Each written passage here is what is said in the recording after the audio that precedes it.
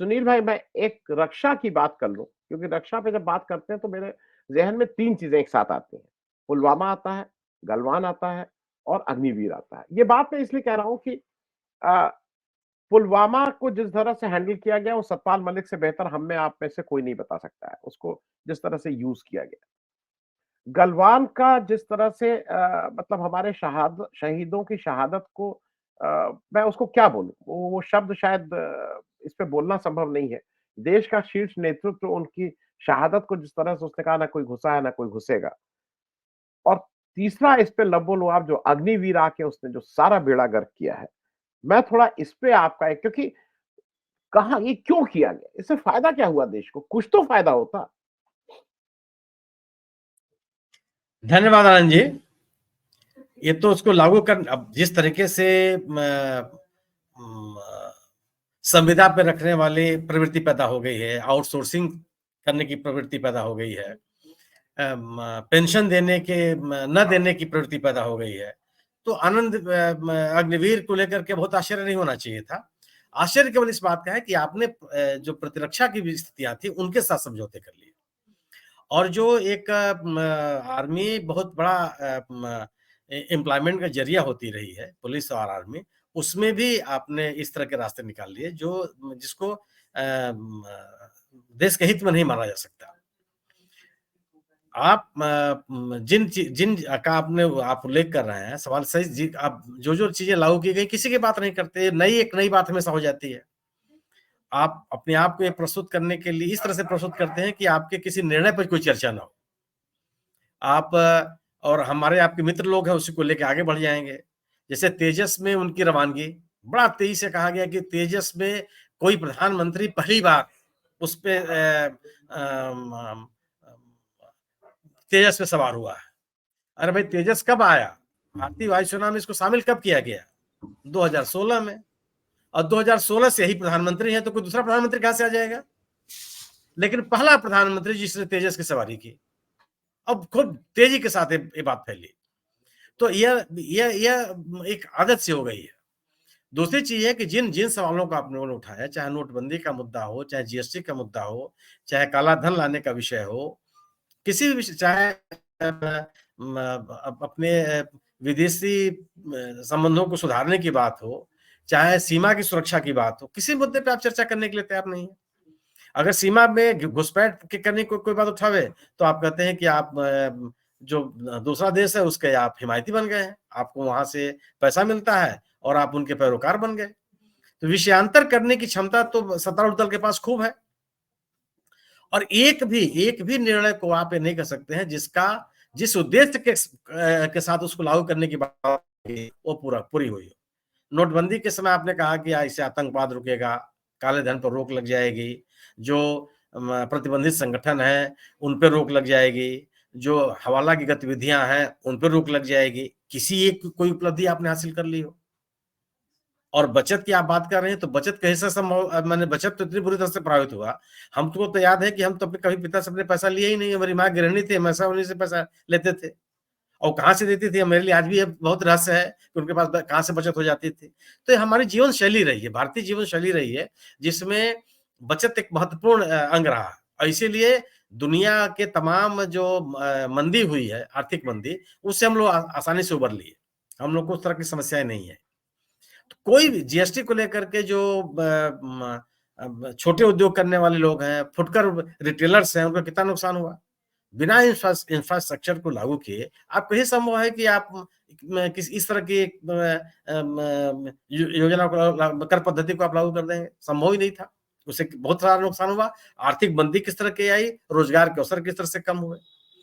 हर मोर्चे पर किसी आपने कहा था कि आप किसानों की आय दुगनी कर देंगे, आप चर्चा भी नहीं करते हैं। 2022 में ही आप कर रहे थे कि उनकी आय दुगनी हो जाएगी।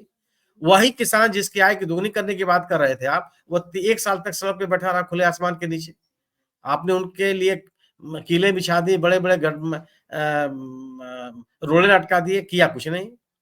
वो अब एमएसपी, आप जब खुद यूपीए सरकार में एक समिति बनी थी मुख्यमंत्रियों की जिसके आप प्रमुख थे, और आपने उसमें कहा था कि एमएसपी लागू होनी चाहिए। जब आपको निर्णय लेना हुआ तो आप उसकी बात ही नहीं करना चाहते। तो कोई कोई ऐसा विषय नहीं है जिसके ऊपर आप ये कर सकते हैं कि सरकार ने उस तरह के काम किए हो जिसका इसने वायदा किया हो। जम्मू कश्मीर की आप बात कर रहे हैं, जम्मू कश्मीर में अगर हालात होते, उसका तो हमने इसमें आकलन करने की आवश्यकता आपको नहीं है। करगिल के हिल्स डेवलपमेंट काउंसिल का जो चुनाव हुआ, उसमें क्या हुआ? लेह में। मतलब आपको लड़ाने के लिए उम्मीदवार नहीं मिले, 9 उम्मीदवार आपको की आपकी जमानत जब्त हो गई, 2 उम्मीदवार आपके जीत पाए और सफाया हो गया आपका। बावजूद इसके बीजेपी कहती है कि हम 1 से 2 हो गए, हमारी संख्या बढ़ गई, हमारा जन समर्थन बढ़ गया। आप उतने में ही खुश हैं। आप सोचिए कि आपने परिसीमन की बात कही थी, परिसीमन का काम पूरा हो गया। मतदाता सूची को अद्यतन करने के लिए बात कही थी, वही पूरा हो गया। तो विधानसभा चुनाव की बात छोड़ दीजिए, जो स्थानीय चुनाव है, वो नहीं कराए जा रहे हैं। कितने साल हो गए? हाँ, चूंकि 370 खत्म करना ये हमेशा से कहते रहे हैं ये। जहां हुए बलिदान मुखर्जी वह एक ये नारा लगाते रहे, 370 खत्म करना ये नारा देते रहे और किसी पॉलिटिकल कारण से उसका विरोध भी नहीं हुआ था, तो उसको उन्होंने लागू कर दिया। आप सहमत हो चाहे न सहमत हो।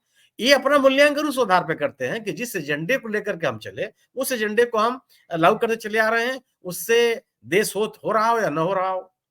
अगर अगर आप ये कहते हैं कि 370 स्थानीय लोगों की मांग पे आपने खत्म की, चुनाव कराइए, जन समर्थन लीजिए लोगों का। आपने सर्वोच्च न्यायालय में कहा कि हम स्टेटहुड बहाल करेंगे, कब बहाल करेंगे आप? आप बहाल करके देख लीजिए। तो वो नहीं, अब जो इनके अपने एजेंडे, आप एनआरसी की बात करते रहे, एनआरसी के मुद्दे पे सक्रिय हैं, लोगों से कह रहे हैं कि हम होकर हर चुनाव में कहते हैं कि उसको हम लागू करेंगे, सामान्य आचार नागरिक संहिता लागू करेंगे। हर जगह जहां नहीं भी है, मतलब हिमाचल में भी जाकर के आप कहते हैं कि अब सामान्य नागरिक संहिता लागू करेंगे। कौन वहां उसको उसके आपसे मांग कर रहा है? कौन ऐसा है जिसको दो नागरिकों के बीच में वहां भेदभाव है? वहां भी जाके आप यही कहते हैं, क्योंकि आपको एक तरह का नैरेटिव बनाना है। वो ध्रुवीकरण की राजनीति आपको करनी ही करनी है और ऐसे विषय खड़े करने हैं जिससे आपके गवर्नेंस को लेकर के सवाल न पैदा हो। ऐसे जिसे आपके निर्णयों के मूल्यांकन की बात न की जाए, नई नई बात आप करते रहिए हमेशा। और 2022 जब नजदीक आने लगेगा तो 2047 की बात कीजिए। 1000 पुराना इतिहास बताइए, अगले 100 साल का भविष्य बता दीजिए। तो आप उसी गणित में और बीज गणित में टहलते रहिए, आप उसका मूल्यांकन मत कीजिए। लेकिन आपके चाहने से अब ऐसा रुकने वाला नहीं है। अब लोग इसका मूल्यांकन करने लगे हैं कि सरकार जो कह रही है, वह कर किस सीमा तक रही है। और यही परिणाम है कि जो एंटी इनकम्बेंसी है, भाजपा सरकारों के खिलाफ जबरदस्त तरीके से है। कोई इसका प्रतिकार इनके पास नहीं हो पा रहा है। चाहे मध्य प्रदेश में देख लीजिए आप और चाहे पुराना कर्नाटक में देख लीजिए। क्योंकि गवर्नेंस के मुद्दे पर तो आपको जवाब देना पड़ेगा ना। आप अपने मतदाताओं को संतुष्ट करने के लिए आप जो नारे लगाना हो लगा लीजिए, जिस तरह की बात करनी हो कर लीजिए, आपका समर्थक वो संतुष्ट हो जाएगा। लेकिन पब्लिक एट लार्ज उससे संतुष्ट हो जाएगी और आपको दोबारा जन समर्थन मिल जाएगा, मुझे तो नहीं लगता। ऐसा संभव है नहीं। और परिणाम क्या हुआ कि आप वो और आपके जो इस तरह के जो पॉलिटिकल गिमिक्स हैं, उसके दुष्परिणाम आपके सामने हैं। मतलब कोई अपने आप को दुनिया के सबसे बड़ा राजनीतिक पार्टी होने का दावा करने वाली पार्टी का नेता इस देश के एक राज्य में चुनाव प्रचार करने तक न जाए, ये कोई सोचने कल्पना के परे होता था। आज आप मिजोरम में चुनाव प्रचार करने नहीं जा पाए। मिजोरम में चुनाव लड़ने के लिए आपको उम्मीदवार तक नहीं मिले। आप तेलंगाना एक राज्य है जहां पर आप पिछले 2019 में आपको व्यापक जन समर्थन मिला। आज स्थिति है कि आप कोई स्वीकार करने के लिए तैयार नहीं है कि आप रेस में भी हैं। सत्ता के किस दावेदारी के रेस में भी आप हैं, कोई स्वीकार नहीं कर रहा है। ये सब आपके गवर्नेंस की विफलता है। और छत्तीसगढ़ में कोई नाम नहीं ले रहा है कि आप चुनाव जीत भी सकते हैं। किस बिना पर लोग आपको स्वीकार करेंगे? तो आपने जो भी मुद्दे हैं, जिन मुद्दों की बात, नए भारत के निर्माण का आश्वासन देकर के लोगों ने आपको जन समर्थन दिया था ना। इन बातों को थोड़ा दिया था कि एक नई कहानी बनाइए और मूल विषय से लोगों का ध्यान हटकाते रहिए। आप याद कीजिए 2014 का चुनाव, कहा जाता था कि बहुत हो गई महंगाई की मार। अब उस महंगाई का कोई नहीं बोलने के लिए तैयार है। और आप महंगाई पे आप चर्चा मत कीजिए, इसलिए बताया जाता है कि तीसरी अर्थव्यवस्था होने जा रहे हैं दुनिया की। अरे आप पहली हो जाइए। लेकिन सवाल है कि उस अर्थव्यवस्था का लाभ आम नागरिकों को कहां मिल रहा है? हमारी हमारी क्रय शक्ति कितनी बढ़ जा रही है? किसानों के उत्पाद का लाभ कहां मिल पा रहा है? रोजगार के अवसर कितने बन जा रहे हैं? आर्थिक स्थिति बेहतर होने का मूल्यांकन इन आधारों पे होता है। बजट के बड़े हो जाने से आर्थिक मूल्यांकन नहीं होता किसी का। आपके रुपए की कीमत, आप कहते थे कि जब रुपए की कीमत गिरती है तो देश का सम्मान गिरता है। अब वो यह संबंध खत्म हो गया, न सम्मान बचा न रुपया बचा। आप अब कोई इस गणित के साथ कोई बात करने के लिए नहीं तैयार है। दुनिया के पैमाने पर आप घुसपैठ को लेकर थे कि आप आंख लाल आंख दिखाएंगे, पीली आंख दिखाएंगे। अब कोई बात नहीं करता लाख लाख कहाँ चली गई। अब कोई घुसपैठ की बात करता है तो आप सिरे से नकार दिया जाता है। तो ये तो केवल है कि आप विषय पे बात मत कीजिए, आप सवाल मत पैदा कीजिए, और आपसे सवाल न पूछा जाए इसलिए रोज आप ये बताइए कि हम 22 जनवरी को अयोध्या मंदिर को क्या कर देंगे, जितने लोग हैं उनको तीर्थ यात्रा पे भेजेंगे, इस तरह की आप बात करते रहिए। लेकिन वाकई जो गवर्नेंस के लक्ष्य होते हैं, जिसके लिए लोगों ने आपको जन समर्थन दिया था, उस पर चर्चा मत कीजिए किसी विषय पर। और आप धनखड़ साहब के बयान पर आनंद जी इतने गंभीर हो गए, आप, मुझे आश्चर्य है। मतलब कितना गंभीरता से आप उसकी चर्चा करेंगे। वो तो वो अपना काम कर रहे हैं, और मतलब उनसे पूछ ले कि आप युग पुरुष बता रहे हैं, किस आधार पर बता रहे हैं, तो उसका जवाब वही दे पाएंगे ये। जी, जी। मेरा अपना मैं मानना है कि सरकार पूरी तरह से विफल है। लोगों से जन समर्थन दोबारा पाने के लिए इसके पास अपना कोई तर्क नहीं है। अपने उपलब्धियों पे बात करने के लिए तैयार नहीं है ये। ये केवल और केवल एक नैरेटिव बनाने में लगी हुई है, और भावनात्मक मुद्दों को ही सामने लाने के लिए ये तत्पर रहती है कि जी, आप केवल उन्हीं मुद्दों पे ठहरिए, वास्तविक मुद्दों पे बात करने के लिए न उनके पास समय है, न वो चाहते हैं। जी। जी। सुनील जी, बहुत संक्षेप में, और क्योंकि एक एक बिना बात किए अगर जो मोदी जी की विफलताओं का स्मारक बनेगा, तो शायद उसके सबसे नीचे की जो वो होगी, वो किसान आंदोलन होगा। उसके बाद चर्चा किए बिना खत्म करना शायद उचित नहीं होगा। किसान आंदोलन को सब लोग भूल गए हैं, आज सब लोग है कि ठीक है, हो था कुछ। 700 से ज्यादा लोग शहीद हुए थे किसान आंदोलन, कैसे भूल सकते हैं? सुनील जी। किसान आंदोलन यारन जी एक बड़ा उदाहरण है कि जिसकी बात अभी शिवा जी कर रही थी कि मीडिया अपना दायित्व भूल गया है, ये अपना काम नहीं कर रहा है, वो अपना काम नहीं कर रहा है। समाज अपना दायित्व नहीं भूला है, और आपके चुप रहने से या लोगों के सवाल न पूछने से चीजें दब जाएंगी, संभव नहीं होता। अगर ऐसा हो पाता तो कर्नाटक में इतनी बुरी हार नहीं होती आपकी। अगर ये हो पाता तो जो, अगर मैंने मणिपुर के मसले को मीडिया ने उठाया, तो क्या मणिपुर का मसला बंद हो गया? मणिपुर का ही सवाल है कि आज मिजोरम में आप वोट मारने नहीं जा पाए। जो और दूसरी चीज, जनता एट लार्ज, मैंने इनके पास इनके समर्थक मतदाता लोगों की संख्या तो इस देश की आजादी के साल से है।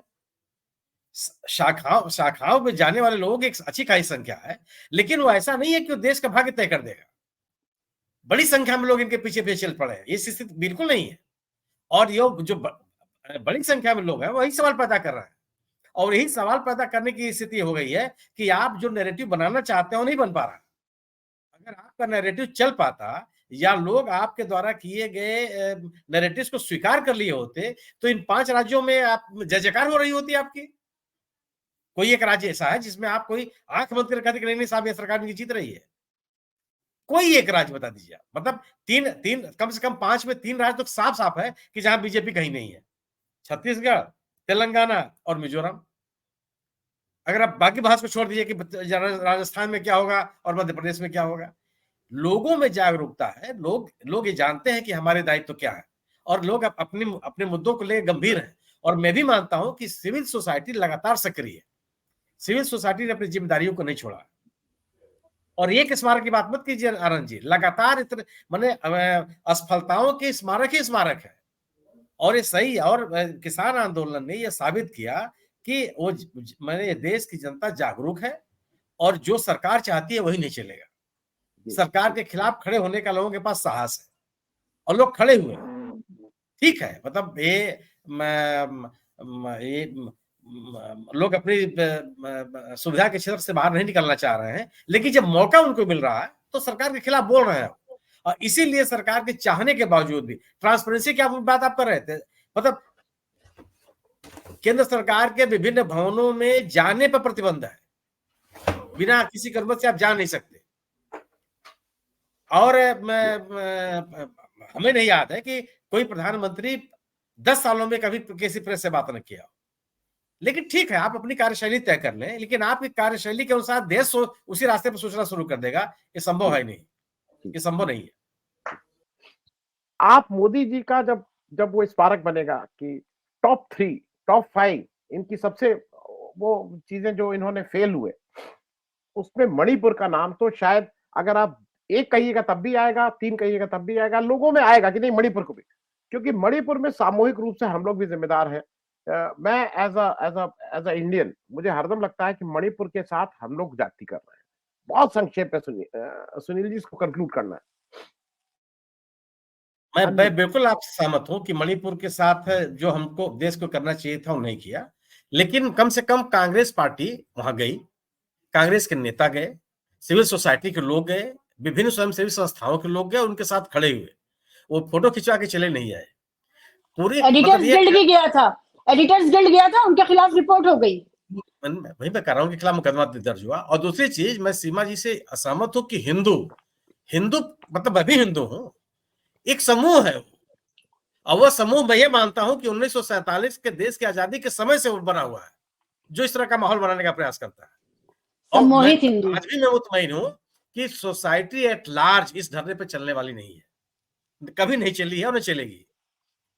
ठीक, उनका अपना एक राजनीति करने का तरीका है, एक ध्रुवीकरण करने की। क्या जो मैतेई और कुकी का मामला हुआ, लोग मान गए उस बात को? अगर स्वीकार कर ली होती तो मिजोरम में क्यों नहीं गया? आज भी मणिपुर जाने का साहस आप क्यों नहीं जुटा पाए? स्वीकार करते, ये लोगों को लगता है कि हम जो कर रहे हैं उसको सबने स्वीकार कर लिया। अगर स्वीकार कर लेता तो हिंदू तो तेलंगाना भी है, क्यों नहीं मान लेते हैं लोग? हिंदू तो क्या छत्तीसगढ़ में हिंदू नहीं है? वहां भी हिंदू है, सबके सब आपके साथ भाग गए होते। होता नहीं है, एक वर्ग है जिस वर्ग को उन्होंने बनाया है, ठीक है। अब ये कब तक चलेगा वो लेकिन सोसाइटी एट लार्ज, हिंदुओं का बहुसंख्यक समाज इसको स्वीकार कर ही नहीं सकता। ये हमारे मैंने जो कहते हैं ना कि हमारे डीएनए में नहीं है। हम लोगों ने आनंद ब्रह्मचारी ने जो कही बात कही कि वह माने कर्मकांडी हिंदू है, लेकिन उनको इन चीजों से कोई मतलब नहीं है। हमारे घर में कोई हमारा मुसलमान दोस्त आता है, कहता है कि मैं नमाज पढ़ूंगा, अब दरी चटाई लो, बैठो पढ़ो, तो पढ़ोगे तो हमारा घर ही मुझे मेरा पवित्र होगा, कुछ ना कुछ दुआ मांगोगे। हम लोग कहते हैं कि दुआओं में याद रखना। उस शैली के लोग हैं, कुछ लोग हैं जो, और ये राम के राज्य में इस तरह के लोग पैदा हुए जो दूसरे की पत्नी को भगा ले गए। तो आज 2023 में सब बातें हो रही हैं, तो ऐसा नहीं है कि हमेशा अच्छे ही अच्छे लोग होते हैं। समाज में आप रहेंगे, बुरे भी लोग हैं, लेकिन ये जरूर है कि बहुतायत में अच्छाई होती है। बहुतायत में लोग उन तत्वों के साथ, उन गुणों के साथ रहना चाहते हैं जिसमें समाज में शांति हो, सौहार्द हो, सामंजस्य हो, एक दूसरे के साथ कम्युनिटी लिविंग का सेंस हो। और कम्युनिटी लिविंग के सेंस के साथ ही हम लोग बड़े हुए हैं। और मैं बिल्कुल सही है कि माने मणिपुर तो एक ऐसा शब्द है, एक ऐसी घटना है जिसकी चर्चा करने पर लज्जा से सर झुक जाता है। किसी सरकार से उम्मीद कर सकते हैं आप? एक राज्य के लोग अपने मुख्यमंत्री को कहेंगे कि एक वर्ग का मुख्यमंत्री है वो। एक राज्य के लोग कहें कि हम अपने ही देश में मुझे विस्थापित होना पड़े, किसी दूसरी जगह जाके शरणार्थी होना पड़े, इससे शर्मनाक बात क्या हो सकती है? कोई आक्रमण नहीं है, कोई दैवीय आपदा नहीं है, कोई आपात स्थिति नहीं है, और हम अपने घर को छोड़ने के लिए मजबूर हो जाए, लोगों को अपने बच्चों के खिलाने के लिए अनाज न हो, तो किस दौर में चले गए? तो ये तो बहुत बड़ी पूरे गवर्नेंस के ऊपर सरकार के।